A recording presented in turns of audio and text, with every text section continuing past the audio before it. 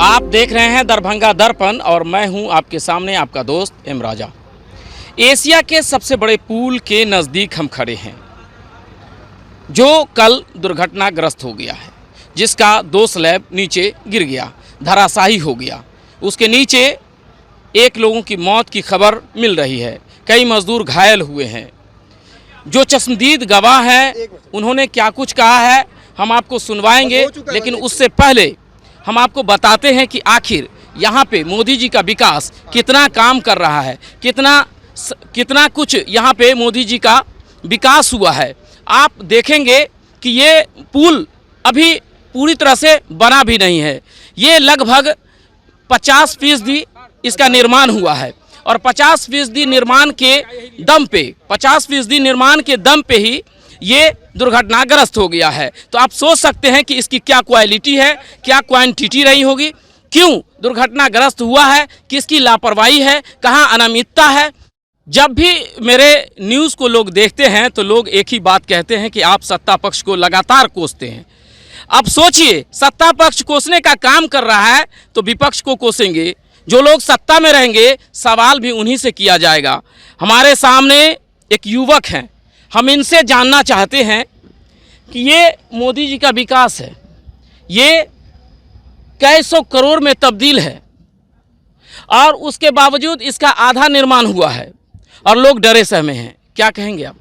नहीं, डरे सहमे कैसे नहीं, बताइए कि इतना बड़ा पुल का निर्माण हो रहा है, तकरीबन 15 किलोमीटर के लंबाई में ये पुल का निर्माण है और अभी आधा भी काम पूरा नहीं हुआ। और आप सामने देख रहे हैं कि मजदूर की जान चली गई, कई लोग घायल हो गए। तो कहीं ना कहीं लोगों को डर है, खासकर स्थानीय लोग, कुछ घर ऐसा है कि पुल के नीचे है तो उनको तो डर होगा और डरना तो लाजमी है। जब आप काम में इस तरह से अनियमितता करेंगे, लापरवाही बरतेंगे, लापरवाही को छोड़िए, अनियमितता है, जाहिर सी बात है, अनियमितता नहीं होती तो इतना बड़ा हादसा नहीं होता। तो कहीं ना कहीं लोगों में डर जो है वो सही है, सही मायनों में, क्योंकि आप देख लीजिए यहाँ पर कोई घर नहीं है, पुल गिर गया, मजदूर दब गए। आप सोचिए कि जहाँ घर नीचे है, पुल के नीचे घर है, वहाँ अगर ऐसा हादसा होता है तो कई 100 लोगों की जान जाएगी। तो डर तो लाजमी है। इस बात पर कहीं ना कहीं मैं ये कहूँगा कि भारतमाला प्रोजेक्ट के तहत ये काम हो रहा है और ये कहना कि नहीं इसमें जो भी कंपनी बना रही है उसकी कमी है, तो ये कहीं ना कहीं मुनासिब नहीं होगा। क्योंकि आपने देखा है कि हाल ही में एक स्कैम अभी वायरल हुआ है, जो है क्या कहते हैं वो जो अभी वायरल हुआ, इसके तहत ये मालूम पड़ता है कि कहीं ना कहीं सरकार, जितनी भी कंपनियां हैं, आप बताइए, लॉटरी वाली कंपनी से सरकार जो है हजारों हजार करोड़ का जो है पैसा ले रही है। तो सोचिए इतनी बड़ी कंपनियां जो ब्रिज बना रही है उनसे कितना लेती होगी। तो जब सरकार को हम पैसा देंगे तो जाहिर सी बात है पैसा लाएंगे कहाँ से, उसी काम में से निकालेंगे। तो कंपनियां जब काम करती है तो अपना फ़ायदा निकालती है, सरकार को जो चंदा देना है वो निकालती है, उसके बाद जो बचता है वो काम करती है। तो उस काम में भाई यही सब होने वाला है, उस काम में यही पुल टूटेगा, मजदूर मरेंगे। क्योंकि आपने तो पूरी तरह से कहीं ना कहीं अब घेर रखा है, बॉन्ड कर रखा है कि आपको काम करना है तो मुझे इतना देना है, विभाग को इतना देना है और उसमें इतना में काम करना और फिर आपको बचाना भी है। देश ने अभी देखा है कि एक लॉटरी कंपनी देखेंगे ना, उसका ऑफिस देखेंगे तो आप कहेंगे कि भैया यहाँ ये 5-10 हज़ार का काम होता होगा, और उस कंपनी ने तकरीबन 100 करोड़ से भी ज्यादा चंदा दिया बीजेपी को। कहाँ से लाके दिया? तो कहीं ना कहीं जो आदमी कहीं काम कर रहा है उससे उसको फायदा हो रहा है, वो फायदा कमा रहा है, सरकार की नज़र में है कि वो गलत कर रहा है, लेकिन सरकार उनसे पैसा लेकर के उनको छोड़ी हुई है। तो ये कंपनी जो काम कर रही है ना, इसमें अनियमितता अगर होगी, सरकार को खबर है कि कंपनी ठीक से काम कर नहीं होगी, लेकिन कंपनी से सरकार को चाहिए पैसा, क्योंकि सरकार बिना पैसे की चलेगी नहीं। उनको चाहिए तो उनको पैसा चाहिए, पैसा जब चाहिए तो कंपनी अपना बजट करेगी, सरकार के लिए निकालेगी, उसके बाद काम करेगी। जब ऐसा होगा तो ये हादसा तो होना है, जो हमारे सामने भी देख रहे हैं आप। तो क्या लग रहा है? लेकिन सोचना ही आम लोगों को है कि भाई हमारी सुरक्षा पहले है ना। सरकार, मोदी जी कहते हैं कि हम हैं तो सुरक्षा की गारंटी है, और जाहिर सी बात सरकार को ही जनता की सुरक्षा की गारंटी लेनी चाहिए। लेकिन ये कैसी गारंटी, जो वहाँ पर काम कर रहे हैं आप उसको सुरक्षित नहीं रख रखे हैं, तो आम लोग जो अभी कल होकर इस पे सड़क, इस पुल पर से गाड़ी गुजरेगी, बाइक वाले गुजरेंगे, ट्रक गुजरेगा, भारी वाहन गुजरेंगे, तो उस वक्त कैसे सुरक्षा होगी?